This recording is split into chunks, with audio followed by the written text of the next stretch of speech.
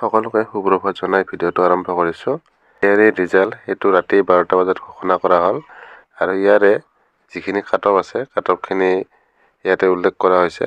Cut off grade 3 আৰু grade 4 আৰু cut off যথেষ্টখিনি হাই যোৱা দেখা গৈছে। তো চাওঁ বলক গ্ৰেড 3 আৰু গ্ৰেড 4ত কি কাট অফ গৈছে।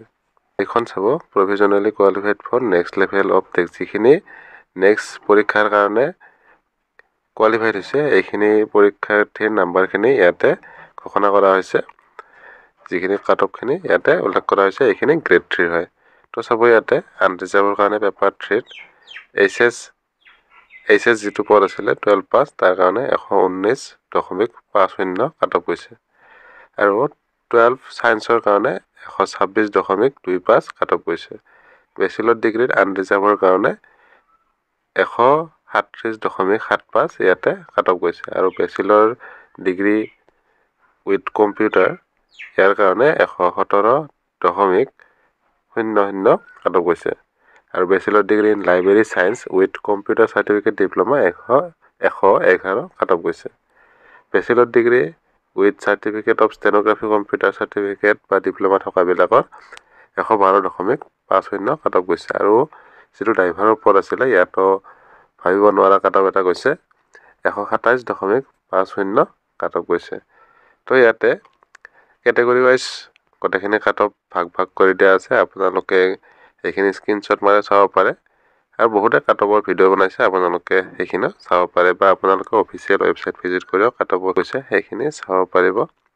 সকলোতকৈ কাট অফ কম যোৱাৰ ভিতৰত PH কেণ্ডিডেটে হয়। জেনেৰেলখিনিয়ে প্ৰথমত থাকে, আনৰিজাৰ্ভখিনি, তাৰ পিছত OBC, SC, ST, ফিজিকেল হেণ্ডিক্ৰেফ্ট কেণ্ডিডেটখিনি ইয়াতে কাট অফ কম গৈছে, এইখিনি কাট অফ কমে যায়। বাকী সকলো কেটেগৰীৰে কাট অফ হাইয়ে গৈছে। তো এতিয়া যদি গ্ৰেড 4ৰ কাট অফখিনি চাওঁ আমি, এইখিনি হ'ল গ্ৰেড 4ৰ কাট অফ হয়।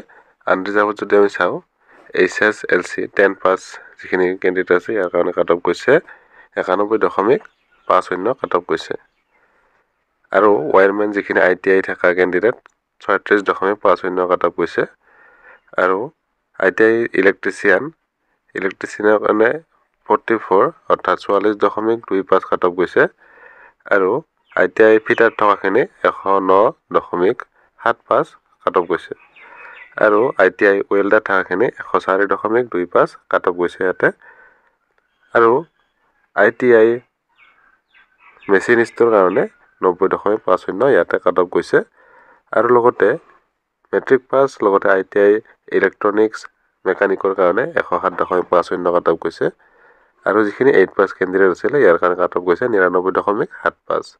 এনেকৈ ওমেন ৰিজাৰ্ভেশ্যনো দিয়া হৈছে। SCৰ কাৰণে বেলেগ কাট অফ গৈছে, STৰ কাৰণে বেলেগ কাট অফ গৈছে। প্ৰত্যেকটা বিভাগৰ কাৰণে কাট অফ বেলেগ গৈছে। তো এনেকৈ আপোনালোকৰ কেটেগৰীখিনি চাই আপোনালোকৰ কাট অফখিনি চাই ল'ব। তো ভিডিঅ'টোত ইমানখিনি আছিলে। যদি আপোনালোকে কোৱালিফাইড হৈছে তো কমেণ্ট কৰি জনাব। তো ভিডিঅ'টো ইমানখিনি আছিলে। ভিডিঅ'টো ভাল লাগিলে লাইক কৰিব। যদি চেনেলটোত প্ৰথমবাৰ আহিছে চেনেলটো ছাবস্ক্ৰাইব কৰি বেল আইকনটো প্ৰেছ কৰি থ'ব। ধন্যবাদ। জয় অসম।